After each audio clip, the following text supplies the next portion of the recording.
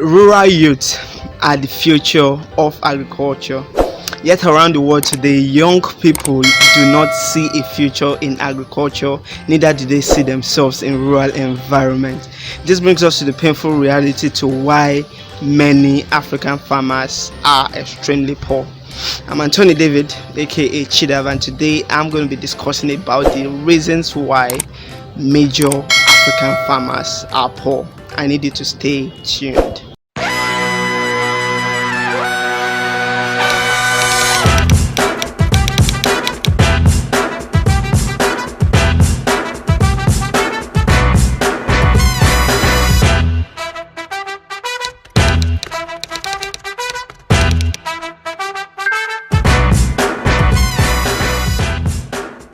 First thing I'm going to be talking about, which happens to be one of the major reasons why the rural farmers or the African farmers are poor, is simple. Is one, due to lack of rural development.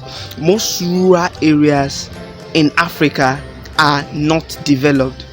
Bad road network, no electricity, no water source, and other basic necessities are not available in this local environment, and definitely the youth wouldn't want to stay in such a place. The 21st century youth would want to explore, and that is why they ain't staying in these rural communities.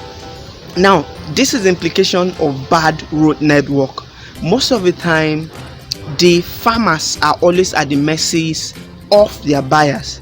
Imagine a buyer having brought truck from the city and he or she is already on their farm and they want to sell.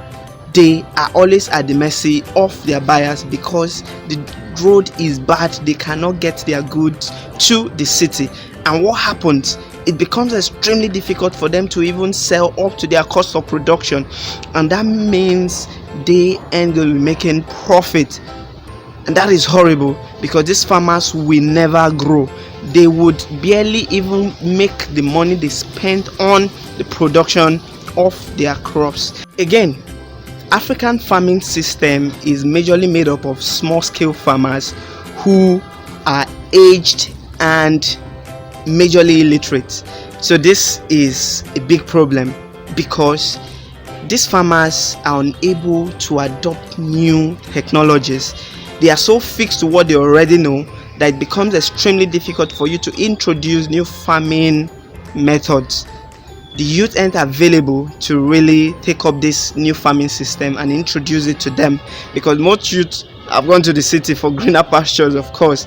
Reason being, on their farms in the rural areas, then really good social amenities that would keep them hanging in this rural environment. So most of them have gone to the city, and now the old people who are left with farming are so old that they find it extremely difficult to adopt new system, and it becomes extremely difficult for them to really improve and get a better yield from what they are cultivating because they ain't doing things differently.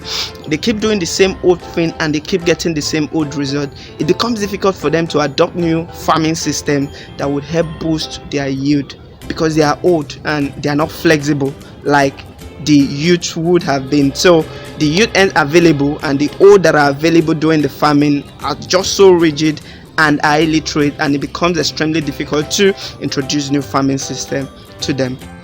As we all know, the population of African communities is skyrocketing on a very high rate. So the implication of this is that there are more people that are then competing for the use of land, which means that the arable land that should have been fully available to the farmers have been taken by other people that wants to do other things. Now, let me remind you, these local farmers or rural farmers are illiterate, and most of them don't even have bold claims to their land because they lack proper documentation of their land. So most of the time they are stripped of what they have because they can't really legally prove that this is our land. They can only tell stories about the land, and then these things, awful things happen and they lose their land. This means that these people are going to really remain poor because they don't even have a farm to farm on.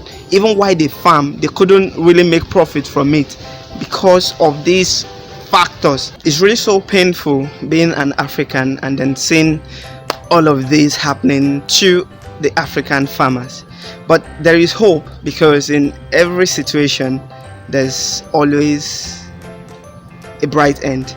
And I tell you right now, there's a whole lot of innovation going on in the agricultural sector, and of course a whole lot of youth are already embracing agriculture, and that is good news. So I've got a video, I'm going to be putting the link around here or here.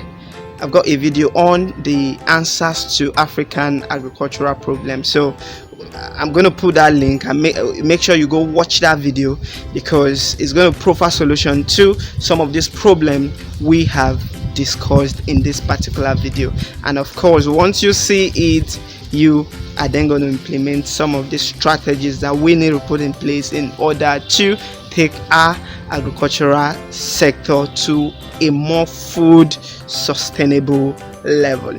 Yes, that is where I'm going to be leaving you guys at this point. So if you haven't clicked on the subscribe button at this point in time, I need you to right away hit on the subscribe button, subscribe to my channel, turn on your notification bell so you get notified when new videos drop, and I need you to share my video and also give me a thumb up. Yeah, bye for now, guys. No way, don't go yet, go nowhere yet. Right now 2 videos are appearing on this screen. I need you to punch on one of these videos and go watch. Make sure you are always promoting Chidava Agricultural Hub, because we are here to mentor, we are here to show you practical approaches to agriculture, and we are here to ensure that agriculture is taken to the next level in Africa and the world around us. Bye for now, see you in my next video. Bye.